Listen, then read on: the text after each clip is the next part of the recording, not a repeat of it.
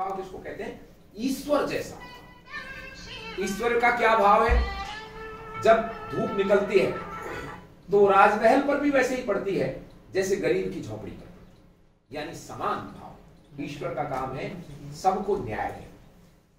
उसके यहां कोई किसी को इस बात में भेद नहीं है कि किसी की जाति देख ले, किसी का चेहरा देख ले, या किसी की जो गलती करेगा उसे दंड मिलेगा, अच्छा काम करेगा उसको पुरस्कार मिलेगा। ये ईश्वर का सिद्धांत है, न्याय का सिद्धांत। अब ईश्वर का जैसा भाव कब आता है? जब व्यक्ति में स्त्री हो, यश हो, धर्म हो, ज्ञान हो, वैराग्य हो और ऐश्वर्य हो। ऐश्वर्य का मतलब सक्षमता, और 6 चीजों पर नियंत्रण। किस पर? काम, क्रोध, मद, लोभ, मोह, मात्सर। मात्सर का मतलब होता है ईर्ष्या। इनका समाप्त नहीं किया जा सकता, इन काम, क्रोध, मद, लोभ, मोह, मात्सर को, पर इनको नियंत्रित किया जा सकता। इन पर नियंत्रण हो और उन 6 गुणों का विकास हो, तब वो व्यक्ति भगवान जैसा बन जाता है, ईश्वर जैसा बन जाता है। ये क्षत्रिय के स्वभाव में जन्मजात गुण। जब यदि ये स्वभाव में हमारे में जन्मजात गुण है तो आज ये दिखाई क्यों नहीं देते? आज हमने वैसा शौर्य क्यों नहीं? शौर्य का मतलब होता है सूर जैसा। जो सूर होता है ना, जंगली सूर देखा, वो शेर से भी नहीं टकराता, उसके बैक गियर नहीं है सूर। लेफ्ट साइड में आगे कभी भी आपने सूर को यूं लौटते पीछे जाते तरफ नहीं देखा, वो डायरेक्ट टक्कर मारता। उस सूर से सूर का गुण लिया गया और इसी से शौर्य गुण का विकास हुआ। यानी शत्रु की ताकत को देखकर घबराना नहीं, उससे टकरा जाना ही शौर्यशाली है। इतने बड़े बड़े महान योद्धा महाभारत में थे, लेकिन वो 18 वर्ष का अभिमन्यु घबराया नहीं और उस चक्रव्यूह को भेदता चला गया। ये उसका शौर्य है। विशाल अकबर का साम्राज्य, लेकिन वो एकलिंग का दीवान महाराणा प्रताप घबराया नहीं, उससे टकरा। कितना बड़ा गजनी की आंधी लेकर आया, लेकिन भीमदेव सोलंकी, चालुक्य भीम टकराया नहीं, उसको वहीं जाकर सोमनाथ के मंदिर पर टक्कर मारी। उसको पता था जीतेंगे। अकबर ने अब्दुल रहीम खान खाना और ये तानसेन वगैरह जो उसके नवरत्न कहलाते थे, इनको बुलाकर पूछा कि ये क्या झंझट है, ये कौन सी पागल कौम है, क्षत्रिय कौम, कि हम हजारों लाखों की सेना में आते हैं और हमारा लक्ष्य होता है या तो जीत या धन, या तो हम जीतेंगे या राज्य प्राप्त करेंगे, धन प्राप्त करेंगे। और इनको पता है कि हम लड़ेंगे और न जीतना है, न राज्य मिलना है, न धन मिलना है और जान जानी है, फिर भी ये टकरा जाते हैं। 1 लाख से भी 1000 टकरा जाते, 10,000 से भी 10 टकरा जाते। और इनको पता है कि जीत हार निश्चित है। एक पुरानी कहावत है ना कि जहां जीत निश्चित हो वहां कौन लड़ता है? कायर लड़ लेता है, तैयार होकर लड़ लेता है। और जहां जीत हार का फैसला का पता नहीं हो वहां वीर लड़ते हैं। और जहां हार निश्चित हो कि हारना ही है, तब साका करके कौन जाता है? वो क्षत्रिय है। उसको जहां हार भी निश्चित हो वहां भी चल देता है। तो अकबर ने कहा ये क्या झंझट है, कौन सा कारण है कि ये लोग लड़ते हैं? तब उसने हमारे उपनिषदों की अनुवाद करवाया फारसी, अकबर ने। और उसने पाया कि ये लोग निमित्त कर्म के लिए लड़ते हैं। 3 तरह के कर्म होते हैं, नियत, नैमित्तिक और निमित्त। एक कर्म होता है नित्य कर्म, जैसे हम लोग सोच जाते हैं, भोजन करते हैं, नहाते धोते हैं। इसको यदि आज आप नहीं करोगे तो आज ही दंड मिल जाएगा, ये अगले जन्म का वो नहीं है। आज यदि आप सुबह पेट साफ नहीं हुआ, शौच नहीं गए, तो आज ही आपकी तबीयत बिगड़ जाएगी। ये है नित्य कर्म। दूसरा होता है निमित्त कर्म, जो कि हम आज नहीं करेंगे तो बाद में हमको दिक्कत है। यदि आप खेती नहीं करोगे तो फसल नहीं होगी तो अपन भूखे मरेंगे। ये निमित्त कर्म है। और तीसरा होता है नैमित्तिक कर्म। नैमित्तिक कर्म होता है जिसमें दिमाग नहीं लगाना, वो तो करना ही है और उसकी जिम्मेदारी भी हमारी नहीं है। उसकी जिम्मेदारी भी जिसने वो काम दिया। जैसे फौज के अफसर ने सिपाही को आदेश दिया कि जाके गोली मार दो, तो वो ये नहीं पूछेगा साहब आदमी मर जाएगा मैं चुप चलाऊं, वो जाते ही गोली चला देगा। और यदि वो गोली गलत जगह लगी तो दोषी सिपाही नहीं माना जाएगा। कौन? जो अफसर ने आदेश दिया, क्योंकि सिपाही ने क्या किया है? नैमित्तिक कर्म किया है। और यदि अफसर को मतलब वो अच्छा काम हुआ, अपराधियों को मारा, तो उस अफसर का इंटरव्यू आएगा थोड़ी देर बाद टीवी कि मैंने अपने जवानों को बोल दिया था कि जाइए और फायरिंग कीजिए। तो सारा श्रेय किसको जाएगा? अफसर को। और यदि कोई गलत काम हो गया, कोई निर्दोष मर गया, तो वो सस्पेंड कौन होगा? वो अफसर। सिपाही का कुछ लेना देना। अब युद्ध में हम आदमियों को मारते हैं, युद्ध में आदमी तो मरते हैं दोनों तरफ से, कोई पाप नहीं लगता। क्यों? पाप लगेगा तो किसी ने गलत निर्णय लिया होगा युद्ध लड़ने वाला, उसको पाप लगेगा, हमें क्या पाप लगेगा? ये नैमित्तिक कर्म है। तो अकबर को बताया हमारे समाज के, हमारे भारतीय लोगों ने, पंडितों ने उसका अनुवाद करके कि ये लोग, इनका लड़ना है नैमित्तिक कर्म मान के ये लड़ते हैं, इसलिए जीत हार से इनको कोई मतलब नहीं, मर जाएंगे जब भी इनका काम हो गया, जीत गए तब भी इनका काम। तो अकबर ने माथा पीट लिया कि इस पागल कौम से कोई नहीं जीत सकता, इसको न जीत से मतलब है न जीवन से मतलब है। फिर उसने दूसरी तरकीब अपनाई कि इनको किसी भी तरीके से अपने साथ लाओ, इनके जैसे भी तैसे इनसे संधि करो। तो हमारा जो ये शौर्य का गुण है, ये टकरा जाने का गुण है। दूसरा है तेज, जिसको देखने से शत्रु डर जाए, और जो सज्जन लोग हैं उनमें एक सुरक्षा का भाव पैदा, केवल देखने में। ये तेजस्वी चेहरा होता है जो लोगों को प्रभावित करता है। सूर्य जब निकलता है, जब तारे नहीं चंद्रमा भी चले जाते हैं, तो यही आकाश में ही है ना चंद्रमा भी और तारा भी, लेकिन सूर्य के तेज के सामने और कुछ भी दिखाई नहीं। इसी तरीके से तेजस्वी व्यक्ति के सामने कुछ भी दिखाई नहीं।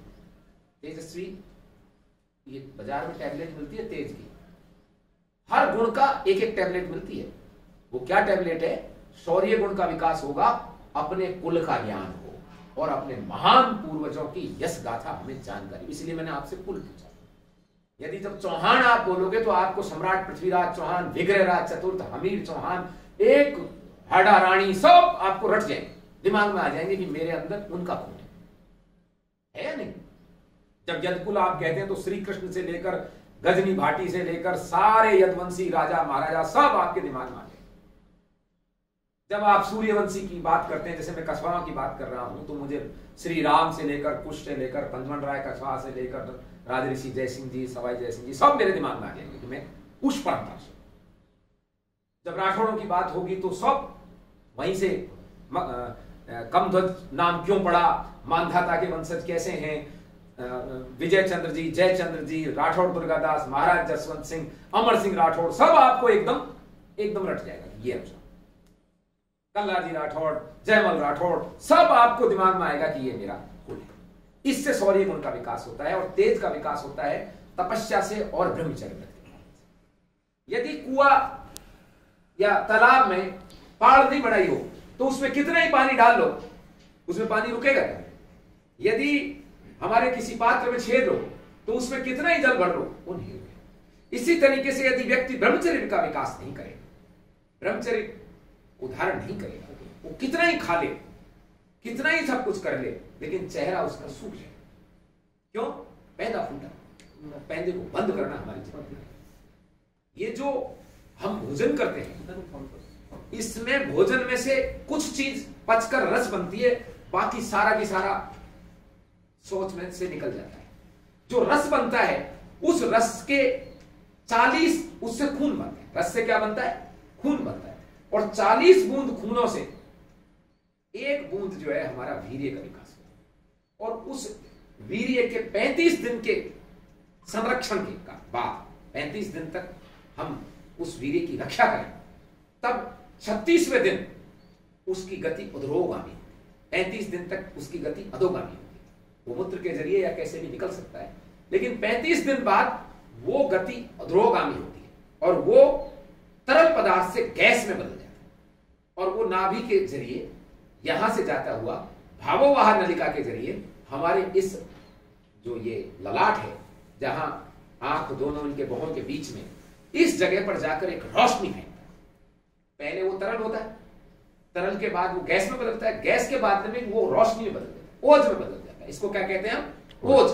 और 35 दिन बाद उसके परिणाम सामने आते हैं। और जो व्यक्ति जितना बड़ा ब्रह्मचारी है वो उतना ही बड़ा तेजस्वी होता है। संसार में भीष्म के सामना किसी से नहीं हुआ। 300 अश्वमेध यज्ञ किए थे उन्होंने, 300 बार इस दुनिया में घोड़ा छोड़ा था कि कोई पकड़। अंबा, काशी की राजकुमारी, वो चाहती थी कि भीष्म से विवाह करे और भीष्म ने मना कर दिया। तो वो सारी दुनिया में घूम गए, परशुराम जी तक गई। परशुराम जी भी आए और जब उसने देखा कि परशुराम जी हार के, पराजित होकर के जा रहे हैं, तो उसने सोचा कि ये इनसे पार नहीं पड़ेगी, मैं खुद ही तपस्या करता। भीष्म को पराजय कर मैं तेरे को कैसे, मेरे पास है ही नहीं। वो परम ब्रह्मचारी, तपस्या की, जन्म पर जन्म, जन्म पर जन्म, और अम्बा तपस्या करती है। लास्ट में वो आधा पुरुष बना और फिर शिखंडी के रूप में पुरुष बना। उन्होंने एक जयमाल दी उसको तपस्या के बाद कि एक काम कर सकता हूं, ये जयमाला दे सकता हूं, जो इस माला को पहन ले उसका आधा बल भीष्म में आ जाएगा। तो जब आधा आ गया तो कुछ तो सामने वाले में भी होगा, तो वो भीष्म को हरा देगा। बोले ठीक, उस माला को लेकर वो चल दी, संसार भर के राजाओं के पास जाए, संसार भर के ऋषियों के पास जाए कि कोई पहनो और लड़ो और भीष्म को मार दो, आधा बल आ जाएगा। बोले भाई अम्बा बाकी सब बात तो ठीक है, पर 22 दिनों में नहीं आया आधा बल तो हम तो मर जाएंगे। इस भय के कारण संसार में कोई तैयार, उसको राजा द्रुपद के दरवाजे में टांग के चली गई कि मैं ही आऊंगी और मैं ही फेरूंगी इसको। तब वो शिखंडी के रूप में उसने खुद पहना, तब ये आधा बल आ गया था। आधा बल आ गया, फिर भी शिखंडी का कोई बाण भीष्म के रथ तक नहीं पहुंचता था। उसके लिए फिर अर्जुन को तैयार किया कि तू इसके पीछे खड़ा हो, तेरा जो बाण पहुंचेगा। ये ब्रह्मचर्य की बड़ी चीज। मेघनाथ जिसने इंद्र को जीत लिया, देवताओं को बंदी बना दिया था, उसको एक क्षत्रिय ने क्या किया, उसको समाप्त कर। कौन था वो? लक्ष्मण। कितने वर्ष तक की ब्रह्मचारी थी? 14 वर्ष। 14 वर्ष तक ब्रह्मचारी। मेघनाथ के हाथ नहीं लगा सकता था कोई, श्री राम भी नहीं मार सकते थे मेघनाथ, हनुमान जी भी नहीं मार सकते थे, परम ब्रह्मचारी थे क्योंकि उनके भी मकरध्वज पैदा हो गया बीच में, लेकिन लक्ष्मण जी ने मार दिया। आप सोचिए कि यदि भरत जी उर्मिला को भी ले जाते साथ में मिलाने के लिए, वहां जो वन में चित्रकूट में गए थे, तो शायद लक्ष्मण जी का भी वो दिन कम हो जाते और फिर उनको और तपस्या करनी। इतनी ताकत होती है ब्रह्मचर्य। तो ब्रह्मचर्य व्रत का पालन करना चाहिए, और ब्रह्मचर्य व्रत के पालन करने के बाद जो संतानें होती है वो तेजस्वी होती है। धैर्य गुण का विकास कैसे होता है? जब व्यक्ति विपरीत परिस्थितियों में धीरे धीरे अपनी शक्ति संचित करने की तरकीब सीखे और ये जाने कि मैं उस लक्ष्य तक जरूर पहुंचूंगा। जैसे धर्मराज युधिष्ठिर, आप सोच सकते हो कि उसकी पत्नी उसके सामने आकर ये कह दे कायर। जब विराट के यहां कीचक ने बदतमीजी कर दी थी महारानी द्रौपदी के साथ, तब राजसभा में आ गई और धर्मराज युधिष्ठिर जिनके 4 भाई सारे संसार के अजय योद्धा हों, उनके सामने उनकी पत्नी उनको कायर कह जाए और फिर भी वो धैर्य पूर्वक बैठे रहे। नहीं तो एक भाला मारते तो ईचक कीचक सब मर जाते, लेकिन उसी दिन फिर वो भंडा फूट जाता कि ये तो अज्ञातवास में। धैर्य, इसको कहते हैं धैर्य। धरती से सीखो धैर्य, कुंती से सीखो धैर्य। कितने अपमान सहन किए, लेकिन अपने बच्चों को तैयार करके उसने महाराज पांडु का साम्राज्य वापस किया। ये जो धैर्य गुण का विकास आज हमें नहीं है, इसी के कारण है हम छोटी सी चीज में बहुत जल्दी उलझ जाते हैं। उबाल आने से पहले समुद्र की तरह धीरज होना चाहिए। कितना समाहित तीर बैठा है समुद्र, यदि इसमें उबाल आ जाए तो भरूच नहीं जयपुर तक चला जाए, होगा कि नहीं बताओ, लेकिन बड़ा धीरज रख के बैठा। ये धैर्य गुण का विकास जब होता है, जब व्यक्ति अपनी शक्ति को धीरे धीरे संचित करता है और कठिनाई पूर्वक जीवन जीता है, तब धैर्य गुण का विकास होता है। आज हम कठिनाई पूर्वक जीवन नहीं जीना है। 1 किलोमीटर जाना है, 2 घंटे इंतजार कर लेंगे, अभी तो मेरी बाइक ही नहीं है, हम जा सकते हैं 1 किलोमीटर। ये कठिनाई पूर्वक जीवन जियोगे तो धैर्य गुण का विकास हो। चौथा गुण है दक्षता, एक्सपर्ट इन ऑल। दक्षता का मतलब होता है पूरी तरह से हर चीज में आदमी को एक्सपर्ट होना चाहिए। सड़क पर झाड़ू लगाने से लेकर राज्य करने तक के क्षत्रिय को एक्सपर्ट होना चाहिए, क्योंकि यदि सड़क पर झाड़ू कैसे लगती है, क्या उसकी समस्याएं यदि हम नहीं जानेंगे तो हम हमारे उस महत्तर भाई के साथ कभी न्याय नहीं कर सकते, हमें पता ही नहीं चलेगा वो क्या है। महाराज हरिश्चंद्र जब वो चांडाल के यहां बिक गए थे, तो उनसे ऐसा कोई चांडाल आज तक पैदा नहीं हुआ। किसी चांडाल ने इतना अच्छा कर्तव्य नहीं निभाया जितना सम्राट हरिश्चंद्र ने निभाया। वो तो चक्रवर्ती सम्राट थे, पर उनके अंदर दक्षता के बहुत जबरदस्त थे।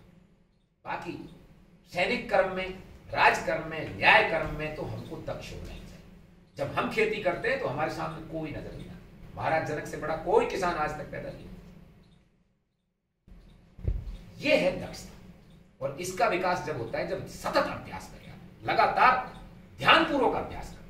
हम मकान की सीढ़ियां चढ़ते हैं, किसी को नहीं पता सीढ़ियों की संख्या कितनी है, क्या किसी को पता? क्यों नहीं पता? जाते तो रोज है, क्योंकि वो हम ध्यान नहीं देते। और ध्यान जिस चीज पर अपन देते हैं वो चीज हमारी मेमोरी में आ जाती है। तो किसी भी काम को करने से पहले, अब आप पढ़ते हो, शिक्षा ले रहे हो, ट्रेनिंग कर रहे हो, अब आपने कोई चैप्टर पढ़ा, ध्यानपूर्वक पढ़ोगे तो आपके एक ही बार में याद हो जाएगा।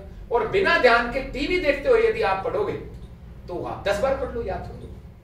किसी भी काम को ध्यान पूर्वक करोगे तब आपका दक्षता का रूप आपका विकास। 5वां है युद्धो न पलायन, युद्ध से यानी संघर्ष से पीछे नहीं हटना, भागना नहीं है।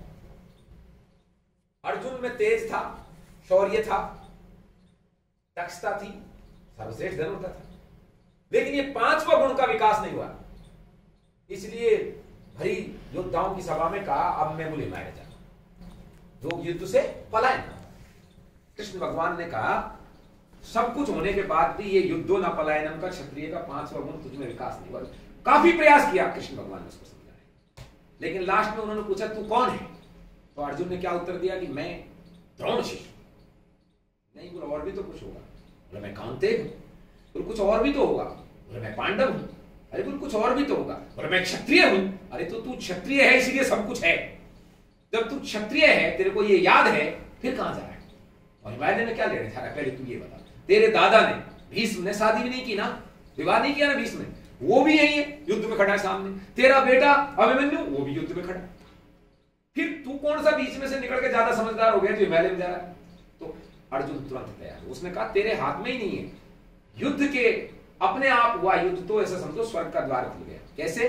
जीतने में तो तेरे को इस लोक का राज्य मिलेगा और हारने में स्वर्ग का राज्य मिलेगा। होते हुए भी हिमालय के लिए भाग गए। कृष्ण भगवान ने उनको याद दिलाया कि तुम क्षत्रिय हो और क्षत्रिय के लिए जो युद्ध है, धर्म युद्ध है, वो तो इतना बड़ा काम है कि जो हजारों हजार साल तपस्या के बाद में भी जो लोग जिस पद को नहीं प्राप्त कर पाते, उसको तुम केवल अपने छात्र धर्म का पालन करने पर प्राप्त करोगे। यदि इस युद्ध में हार जाओगे तो मारे जाओगे तो कहां मिलेगा? स्वर्ग का राज्य।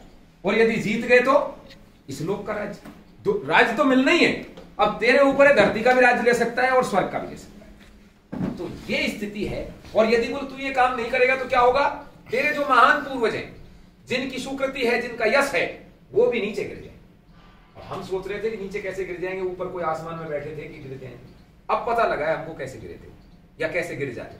जैसे अभी अपन ने लड़ना बंद किया 1947 बाद, हम तो बंदी है ना, तो लोगों ने हमारे महान पूर्वजों को गिरा दिया। किसी को गढ़रिया बना लिया, किसी को अपनी जाति का बना लिया। इस गुर्जर देश के राजाओं को बोला नहीं ये तो गुर्जर जाति है। सम्राट मिहिर भोज प्रताप, चालुक भीमदेव सोलंकी, सिद्धराज जयसिंह जी, मूलराज सोलंकी, महाराजा नंगपाल तंवर, सोमेश्वर चौहान, जिन्होंने भी यहां राज किया, बोले ये तो सब उस जाति से। तो वो यहां भेड़ बकरी थोड़ी चला रहे थे, वो यहां राज्य करते थे ना। और इस देश का नाम है, देश के नाम जातियों के नाम हो सकते, कोई बड़ी बात नहीं है, लेकिन उस देश के राजा की वो जाति हो ये जरूरी नहीं है। हमारे गांव के पास एक गांव है जिसका नाम है चमारवाली। गांव का नाम है चमार, उसको शॉर्ट में चमरावली बोलते। उसके ठाकुर साहब हैं भंवर सिंह जी गौड़। अब राजस्थान में और खासतौर से क्षत्रिय संघ में रिवाज है गांव का नाम। जैसे कि भगवान सिंह जी रौल साहब सर, तो रौल साहब सर क्या है? उनका गांव का नाम। आईवान सिंह जी हुडील, हुडील उनका गांव का नाम। अजीत सिंह जी धौलेरा, धौलेरा उनका गांव का नाम है। राजेंद्र सिंह बसेठ, बसेठ गांव का। लक्ष्मण सिंह बैंक्यावास, देवी सिंह जी महार, सवाई सिंह जी धमोरा, ये सब गांव के नाम जो इनके पीछे है। इसी तरीके से ठाकुर साहब भंवर सिंह जी को चमरावली ठाकुर साहब कहते हैं। ठाकुर साहब भंवर सिंह चमरावली मतलब चमार वाले। तो क्या वो उनकी जाति चमार थोड़ी है? जाति तो क्षत्रिय है, गौड़ कुल के क्षत्रिय हैं, वहां के राजा हैं। भीलवाड़ा के कलेक्टर को भील कहोगे क्या? भीलवाड़ा का कोई कलेक्टर है, उसको ये थोड़ी कहेंगे कि ये भील है। झालावाड़ का कलेक्टर जरूरी थोड़ी झाला हो, ये तो स्थान का नाम पड़ जाता है। शेखावाटी का हर एक व्यक्ति शेखावत थोड़ी है, नरुखंड का हर एक व्यक्ति नरुका थोड़ी, वो तो क्षेत्र का नाम। क्योंकि हमने लड़े नहीं, हम अपने छात्र धर्म का पालन नहीं कर रहे, आज हमारा साम्राज्य स्थापित नहीं है, तो हमने हमारे महान पूर्वजों भी गिर रहे हैं। लोग गाली देते हैं, राम को भी देते हैं, कृष्ण को भी देते हैं, दे रहे हैं कि नहीं दे रहे? क्योंकि हम लोगों ने हमारे छात्र धर्म का पालन किया। छठा गुण है हमारा दानवीरता। हमको दान देना चाहिए। देखो हमारे महान पूर्वज और ईश्वर कितना ज्यादा सोच समझ कर बने। दान देने के लिए अंटी जेब में कुछ होना चाहिए कि नहीं होना चाहिए? तो उन्होंने कितनी अच्छी तरकीब बता दी कि आप दान ले नहीं सकते, पर आपको दान देना चाहिए। अर्थात यदि दान देना चाहिए तो हमको पुरुषार्थ करना पड़ेगा, परिश्रम करना पड़ेगा, कमाना पड़ेगा। इसीलिए दान देना हमारे क्षत्रियों का एक आवश्यक गुण है। दान देने से व्यक्ति के अंदर सबसे बड़ा भाव आता है लोगों में उदारता का, सबके प्रति प्रेम। और सातवां गुण ईश्वरीय भाव है, जो मैंने बता ही दिया कि ईश्वर जैसा भाव हमारे लिए सब बराबर है। काम, क्रोध, मद, लोभ, मोह, मात्सर्य का नियंत्रण हो, श्री, यश, धर्म, ज्ञान, वैराग्य और ऐश्वर्य का गुणों का विकास, तो ईश्वरीय गुणों का विकास। इन 7 गुणों में आज हम यदि देखें, हमारे अंदर ये गुण नहीं है, इसमें कोई कोताही नहीं है। तो हमको लगता है कि कृष्ण भगवान झूठ बोल रहे हैं क्या? ऐसा तो नहीं हो सकता, कृष्ण भगवान झूठ नहीं बोल सकते। फिर वो गुण कहां गए हमसे?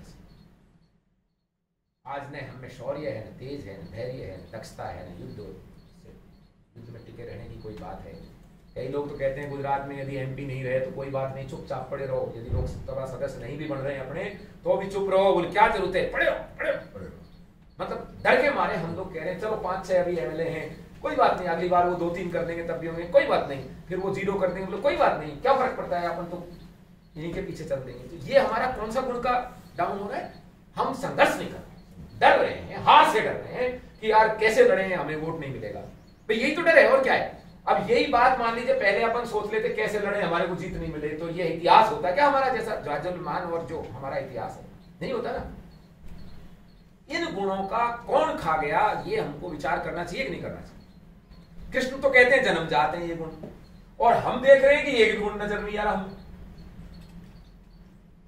हुआ क्या है कि हॉस्पिटल भी आप जाते हैं, रेलवे स्टेशन भी जाते हैं, बस स्टैंड, वहां मिरर होता है, दर्पण बाथरूम में, और उस पर लोग गुटखा थूक देते हैं, पान थूक देते हैं, गंदगी छा जाती है। फिर हम हाथ धोते समय उसमें चेहरा दिखते हैं तो दिखता है क्या? नहीं दिखता। उस दर्पण में हमारा प्रतिबिंब नहीं दिखाई देगा। दर्पण में बिंब है या नहीं बताओ? इनबिल्ट दर्पण में तो बिंब है ना, फिर दिखाई क्यों नहीं दे रहा? ऐसे ही हमें ये क्षत्रियों के 7 जन्मजात गुण तो हैं, पर ये दिखाई नहीं दे रहे। हमारे ऊपर भी कोई ना कोई पान थूक गया, गुटखा थूक गया, कोई ना कोई गंदगी छा गई। हमारे चरित्र के ऊपर ये गंदगी छाई, हमारे संस्कारों के ऊपर कुसंस्कार की परत छाई। अब हमें क्या करना चाहिए? मान लीजिए शीशा गंदा हो जाए तो आप तो मैनेज कर रहे हैं, क्या करवाते हो? साफ करो, इसकी धूल को झड़ो, धीरे धीरे होगी। ऐसा नहीं कि जाते ही एक लठ मारा और उसमें शीशे मारा तो वो बिम बिम सब खत्म हो जाए। तो ये जो संस्कारों की धूल हटाने वाली बात है, ये काम क्षत्रिय संस्कार निर्माण का काम करता है। तो स्टेप बाय स्टेप धीरे धीरे उस धूल को हटाए, ताकि दर्पण में फिर से हमारा चेहरा, हमारा बिंब, प्रतिबिंब दिखाई दे। क्योंकि ये जन्मजात गुण हमें हैं, बस इनका उपार्जन करने की जरूरत है। ये वापस अपने जीवन में, चरित्र में लाने की जरूरत। तो हमें लाने चाहिए कि नहीं लाने चाहिए? ये सारे के सारे गुण हमें लाने चाहिए कि नहीं लाने चाहिए? तो लाने के लिए हमको कुछ करना पड़ेगा, मेहनत करनी पड़ेगी। बिना मेहनत के कोई काम नहीं हो सकता। मेहनत करने के लिए हमको सतत प्रयास करना पड़ेगा। आज राजस्थान में जगह जगह शाखाएं लगती हैं, कोरोना की वजह से अब ऑनलाइन लगती हैं, वैसे कम लगती हैं। हर जगह जैसे हमारे ये बच्चे ट्रेनिंग कर, और भी बच्चे हैं, और भी लोग आते हैं। 7 तालुके हैं, 7 तालुकाओं से आपका संपर्क है। आदरणीय त्रिवेणी सिंह जी का, आप सब लोग बड़े लोग हैं, हमारे युवाओं के प्रतिनिधि वीरपाल जी हैं, वही साहब हैं। थोड़ा सा, ज्यादा नहीं, अपने कामकाज सब करो, थोड़ा सा समय निकाल कर इस अस्तित्व को बचाने के लिए काम करना चाहिए। वरना महर्षि वाल्मीकि वरुण के वंशज सूर्यवंशी क्षत्रिय हैं, प्रचेता के 10वें पुत्र, पर आज उनके वंशज सड़कों पे झाड़ू लगा रहे हैं।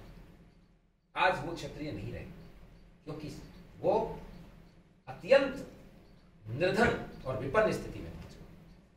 अर्थात इतना गरीब भी नहीं होना कि रोजी रोटी का भी इंतजाम नहीं हो सके तो भी छात्र धर्म नहीं मिलेगा।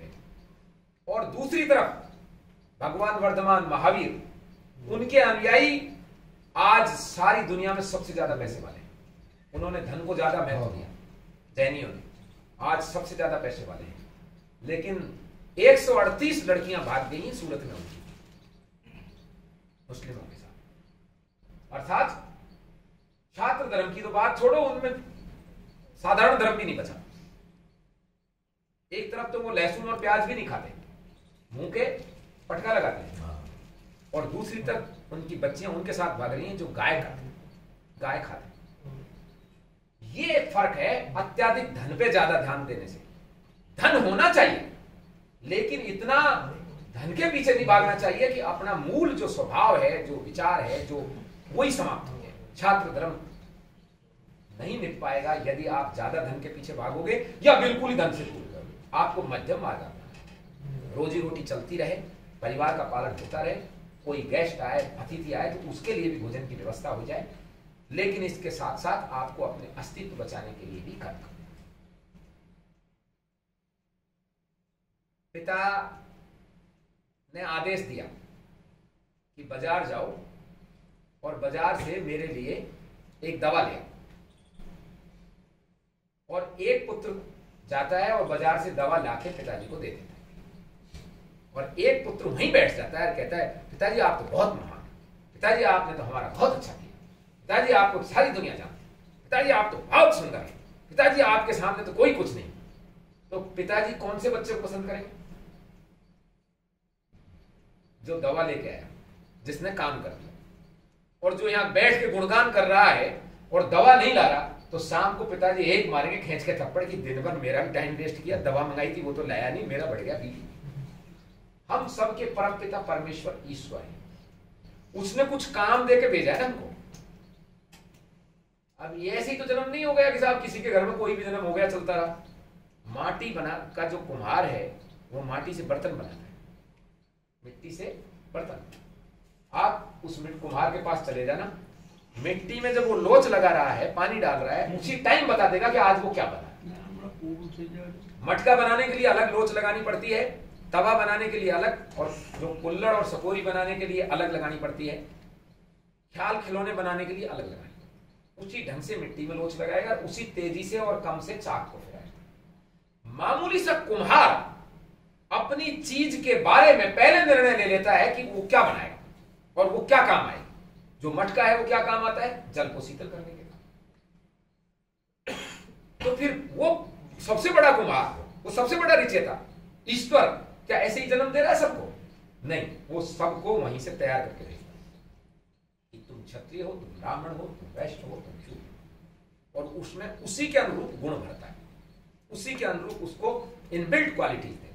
लेकिन यहां वातावरण में आके उसको बताया जाता है कि तुम सब तो बराबर हो, तुम तो कोई सा कोई भी काम करो। अभी आप कोई पशु खरीदने जाते हैं, गाय खरीदने जाते हैं, तो आपको 10 आदमी सलाह देंगे, अब भाई गिर लेके आना, गिर गाय ही लेके आना, वो दूसरी ऐसी नहीं लाना भाई, और जर्सी बर्सी तो लाना नहीं भाई, देसी गाय लेके आना, गिर लेके आना, गुजराती गाय।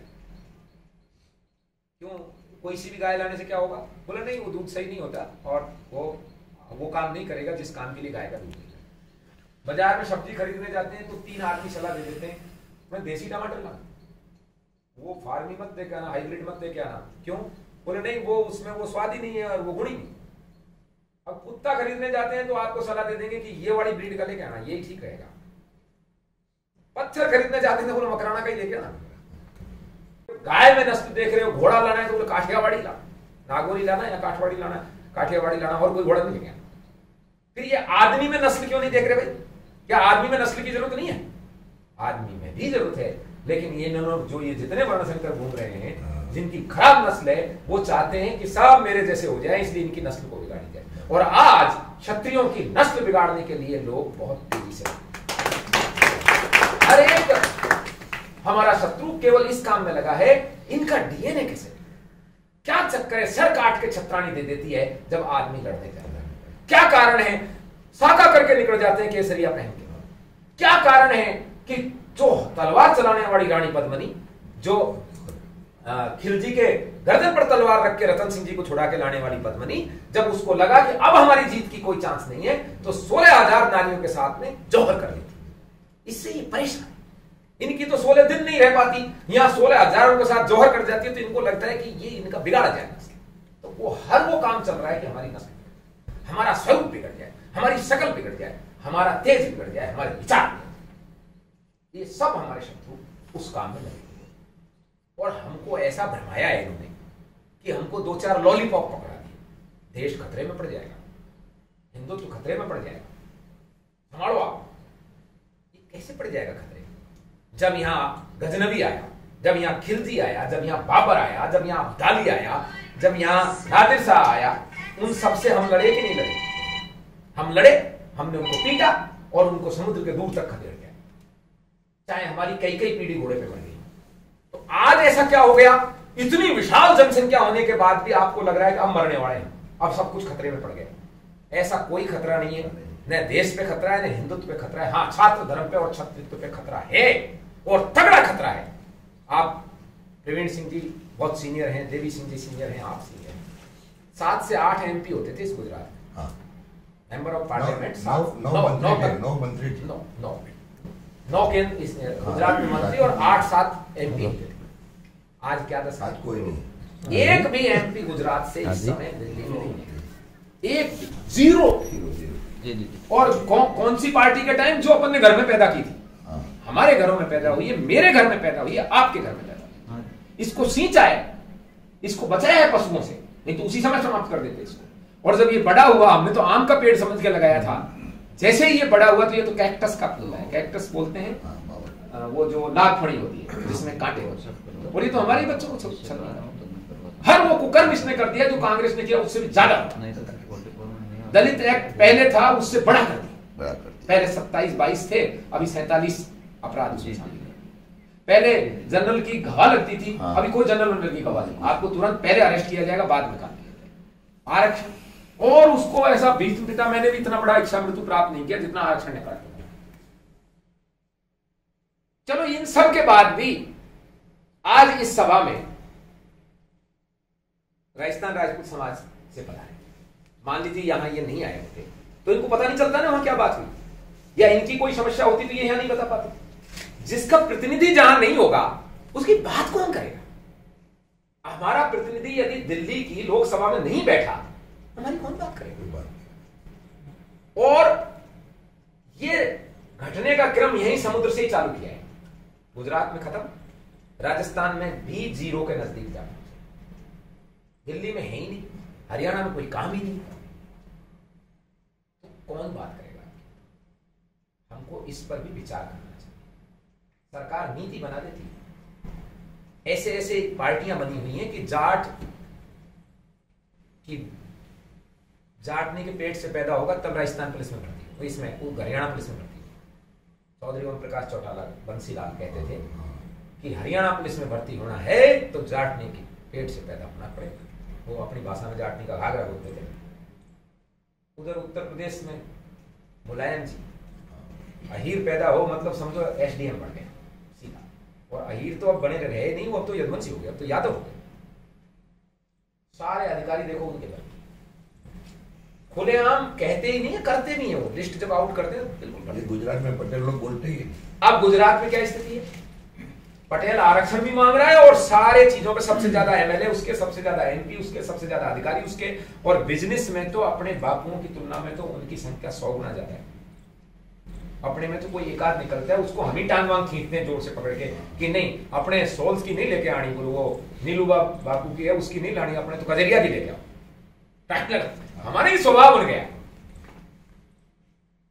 ये चीज हमको समझनी चाहिए कि जिसका प्रतिनिधि नहीं होता है उसके हित की बात वहां करने वाला कोई नहीं। राजनीतिक चेतना भी हमें जागृत होनी चाहिए। राजनीतिक चेतना शून्य होने से आप कितनी तैयारी कर लेना, आपको वहां भर्ती करने वाला लेगा ही। अभी क्या नाम है उनका, राणा जी का, जिनको प्रदीप जी के जो समधी हैं जडेजा साहब के, पुलिस अधिकारी है ना, क्या IG है सर, अमीराज। हाँ, अमीराज। अब क्या पोस्टिंग दिया बताओ, जबकि तो उनका समझी तो बहुत बड़े लीडर है। मतलब समझदार आदमी को, स्वाभिमानी आदमी को तो जीना भारी हो जाए।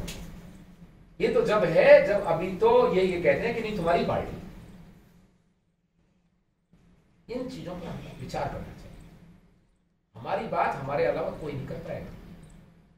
हमारे प्रतिनिधि होंगे तो बात हो जाएगी, हमारे प्रतिनिधि नहीं होंगे तो बात नहीं। बापू शंकर सिंह जी वाघेला ने इस पार्टी को यहाँ खड़ा किया इतने संघर्षों के बाद, और जब मलाई खाने की बात आई तो चिमन भाई पटेल को कहां से लाए? जनता दल से। और वो मतलब देशी कहावत है राजस्थान में, खाए खसमरा गावे बीरा, कि जो खाती है वो तो अपने पति का खाती है और गाती किसका है? बीरा भाई का। ये खाते हमारा है और गाना किसका गा रहे? ये इनका स्वभाव है। सारी राजपक्ष जितने भी हैं, चाहे वो किसी भी कोई भी पार्टी, एकमात्र मामले में ये सब एक हैं कि इस दरबार ने कैसे ठिकाने लगाना। देखो मंत्री भाषण देने, कोई बिसाऊ लाल दे जाता है, कोई क्या बकवास कर जाता है, ये इन्हीं के तो मंत्री। बोल ठकुरानियों को बाहर निकालना है, छत्रानियों को भी बाहर निकालना है। तुम क्या बात कर, तुम इस बात के लिए चुन के आए हो कि साहब तुम हमारे छत्रानियों को बाहर निकालोगे, अंदर निकालोगे? ये हमको टेस्ट करते हैं, मर गए या जिंदे। जैसे कोई आदमी सड़क पर लेटा हो तो उसमें लात मार के देखते हैं कि मर गया कि जिंदा है। कुलबुलाहट होती है तो कहते हैं अभी नहीं मरा, अभी और पड़ा रहे। तो अभी थोड़ी बहुत कुलबुलाहट बाकी है, बाद में ये कुलबुलाहट भी समाप्त हो जाएगी। और यदि हमें कुलबुलाहट नहीं हुई तो ये भी तय है ये हमको शमशान भूमि में जाके फूक के आ जाएंगे, मरघट में जाके बाढ़ के आ जाएंगे। इन्होंने पूरी तैयारी कर ली इस काम में। अब आप बताओ कि अपने को फूकना ही है जब तो सो जाते हैं, और नहीं फूकना तो एक बार उपकार के हम खड़े हो जाएं, लात मारने वाले का पैर पकड़ के छाती पे रख के छाती चीर दी जाए, तो ये निश्चित रूप से फिर कहीं ना कहीं। तो हमें करना चाहिए कि नहीं करना चाहिए? तो करना चाहिए, तो बापू करना पड़ेगा, मेहनत करनी पड़ेगी। जब ऐसे हम सब काम करें कोई दिक्कत नहीं है, लेकिन उसके साथ साथ हमारे इस समाज की मुहिम में, इस जागरण में, इस अवेयरनेस में हमको भाग लेना चाहिए। नहीं तो ये बच्चे तैयारी करते रह जाएंगे और पटेल इनका अधिकारी आईपीएस बन गया है, बन रहा है, अभी तो बना हुआ है सभी। तो पटेल ने, हार्दिक पटेल ने इकट्ठे कर लिए कुछ, उसका परिणाम ये हुआ कि बीजेपी तो आंख बिछा के पड़ गई, नहीं यहाँ सारा कुछ तुमको ही देंगे। अभी दोनों पक्ष का प्रदेश अध्यक्ष पाटीदार ही, दोनों पक्ष का पाटीदार ही, टिकट विकेट भी पाटीदार को ही मिले। मंत्री संतरी भी कुछ दिन बाद उन्हीं को बनाएगा। आपको तो कोई जंगलात दे देगा, कोई ऐसे छोटा मोटा कहीं का पशु पकड़ा देगा। क्या है अभी वो राणा साहब को क्या दिया? वन ही तो दिया है। वन में क्या करेंगे? जाके घूमेंगे। लेकिन किरीट बापू को जो दिया है, क्या दिया? वन दिया। अगली बार वन भी नहीं देंगे, वनवास देंगे। चल रहा है ना, टेस्ट कर रहे हैं कितनी जान बाकी है। लात मार मार के देख रहे हैं ना, अच्छी तरह देखते हैं ये। अभी तो कुलबुलाहट है तो चलो अभी वन दे दो, जब कुलबुलाहट बंद हो जाएगी तो वनवास दे दो। इससे पहले कि लोग हमको जलाए दें, वहां जाकर शमशान भूमि में हमको जाना। और जागने का सीधी सी बात है, अपन यहाँ कोई बड़ी लंबा चौड़ा काम नहीं करेंगे। 182 विधानसभा सीट है और एक भी सीट ऐसी नहीं है कि जहां दरबार नहीं, और एक भी सीट ऐसी नहीं है कि जहां हम चुनाव जीत सके। वो ऐसा सेटअप किया है। लेकिन जीतेंगे नहीं तो हरा तो देंगे।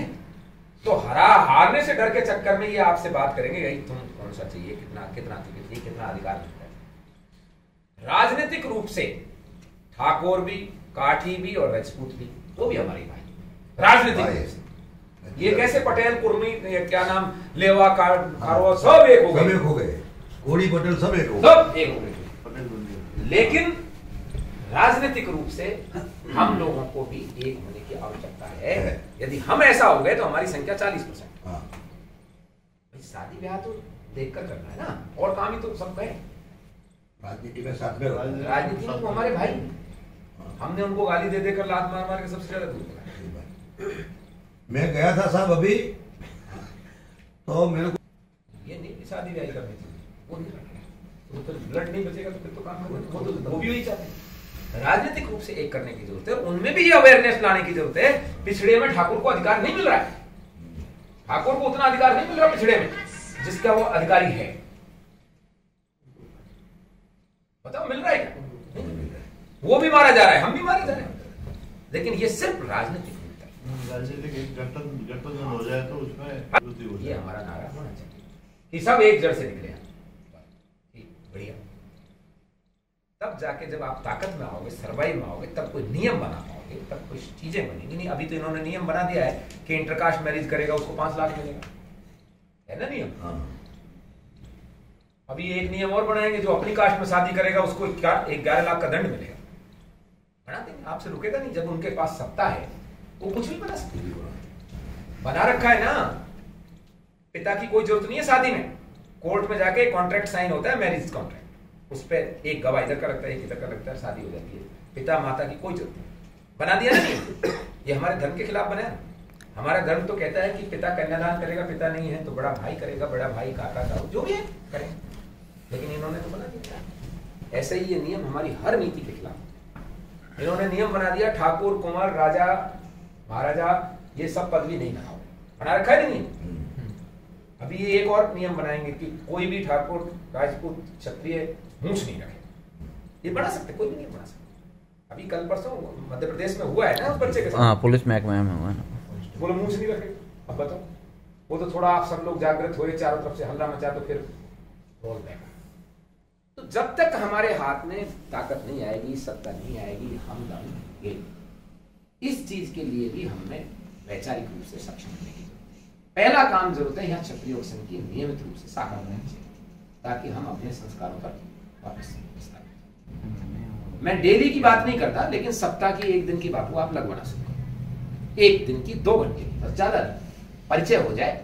थोड़ा सा साहित्य जो है मंगवा लीजिए यहाँ। अब आप गए भी थे यहाँ से, 1-2 बस भी गई थी। आप वीरपाल सिंह जी साहित्य मंगवा लेंगे और यहाँ रखवा लें सारा क्षत्रिय योग संघ का, और उसको लाइब्रेरी की तरह रखें। उस बुक को ले जाए, बच्चे पढ़ लें, वापस दे दें। हालांकि उनकी ज्यादा कीमत भी नहीं, बहुत ज्यादा कीमत नहीं, हम केवल प्रिंटिंग ही लेते हैं, तो वो बहुत कॉस्टली नहीं है जितनी बाजार में होती है। लेकिन फिर भी आप लाइब्रेरी के तौर पर रखें, वैसे बच्चे रखना चाहें पढ़ें, उससे आपके भाव जाता है।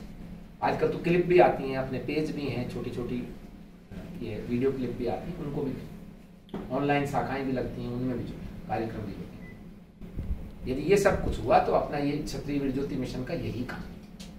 जितनी भी संस्थाएं हैं, हर जगह 10-5 संस्था होती है, उन सभी संस्थाओं के प्रमुखों से एक समिति बनाई जाती है जिसका नाम होता है समन्वय समिति। उस समन्वय समिति का नाम ही क्षत्रिय वीर ज्योति मिशन। उन सब क्षत्रियों की ज्योति बनाने का काम है, ताकि वो एक ज्योति के रूप में प्रज्वलित हो और सबको रोशनी दे सके। किसी को कोई अपना संगठन बंद नहीं करना, वो जैसा चल रहा है चलता है, लेकिन उस सब एक जगह बैठ के समन्वय कर लें, ताकि कोई भी निर्णय ले तो दुनिया को हम एक दिखाएंगे, समाज से बाहर हम एक दिखाएंगे। ये मिशन है, इसमें कोई पद नहीं है, सब के सब कार्यकर्ता हैं, सब स्वयंसेवक हैं। वरिष्ठ वरिष्ठ तो ये है कि ज्यादा बूढ़ा हो जाता है तो आदमी को वरिष्ठ कह देते हैं, नहीं तो स्वयंसेवक है सारे। एक ही पद है क्षत्रिय, और वो पद दिया है ईश्वर ने, और वही हमारा अध्यक्ष है। कहते हैं कृष्ण माया दक्षिण प्रकृति स्वेते सचराचरम हेतु नान्य कौनते जगत परिवर्तन। मेरी अध्यक्षता में ये सब लोग मुझ में से ही जाते हैं, मुझ में ही आते हैं और अपने अपने काम को करते हैं। तो हमारा अध्यक्ष तो सही मायने में जो अध्यक्ष है वो छात्र धर्म का, वो तो कृष्ण है, ईश्वर है, भगवान है। उसके दिए काम को ही हम करना चाहते हैं, और उसके दिए काम को यदि अपन करेंगे तो निश्चित रूप से हमारे घर की छत्राणियों ने आज तक हमारे संस्कार बरकरार है। उनकी ड्रेस नहीं बदली, हमारी बदली। वो तो वही छत्राणी तो वही ड्रेस पहन रही, और उसी का पुण्य प्रताप है कि अभी भी हम जुड़े हुए। हमको भी अपना ड्रेस कोड थोड़ा बहुत दुनिया से भिन्न रखना चाहिए। अभी राजस्थान में अपने बच्चों ने बहुत दुकानें खोली, कोई हंटिंग शर्ट बनाता है, कोई ब्रिजेस बनाता है। हालांकि ये नई ड्रेस है, ये वो धोती कमीज और साफा वाली ड्रेस नहीं है, लेकिन इससे भी पहचान तो आ जाता है ना आदमी का, अपनी कुछ तो अलग है। जैसे जब सर प्रताप जो है ईडर वाले वहां गए थे, क्या नाम, इंग्लैंड में गए थे, तो उन्होंने सबने कह दिया कि सूट पहन के। उन्होंने कहा यार ये टाई वाला सूट तो नहीं पहनेंगे। उन्होंने अलग से अपने बंद गले का सूट सिलवाया, और भाई सूट तो है लेकिन बंद गले का कुछ तो अलग हुआ। अब आज वो बंद गले का सूट मंत्रियों की स्टेटस सिंबल बन गई, सभी मंत्री राजा महाराजा सब बंद गले का पहनते। ऐसे ही हमारा कुछ विशेषता विशेषण लक्षणता अलग। मेरा इतना ही निवेदन था। आपको कोई संदेह हो, किसी बात में नहीं समझ बैठी हो, आगे क्या इस बारे में, तो आप पूछ सकते हैं। बहुत बहुत